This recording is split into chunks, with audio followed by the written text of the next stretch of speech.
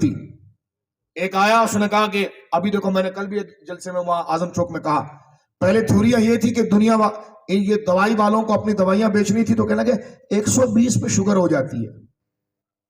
جس بندے کا 120 آ گیا 110 آ گیا شوگر ہو گئی. اب نئی تھیوری آ رہی ہے کہ 260 پہ بھی نہیں ہوتی. تو میں نے ڈاکٹر سے پوچھا آغا خان کے, میں نے کہا بھائی یہ کیا چکر ہے؟ انہوں نے کہا شاہ جی چھوڑو دوائیاں بیچنی تھی تو 110 پر ہی لوگوں کو جناب جو ہے کہ انسولین لگا لگا کے ہڈیاں گلا دی. اب نئی ریسرچ یہ چند دنوں میں آپ کے سامنے آ جائے گی اور ڈاکٹر اس ریسرچ پر پہنچ گئے, یہ میں آپ کو میڈیکل کے کہ 260 پر بھی شوگر نہیں مانتے. پتا چلا اب 260 کو کب تک ایگری کرتے ہیں؟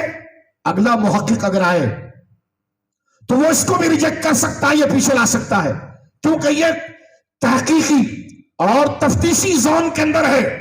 تو لہذا جو علم خود قابل خود یقینی درجے پر نہ پہنچا ہو اس کو یقینی چیزوں کو جھٹلانے کا ذریعہ کیسے بنایا جا سکتا ہے؟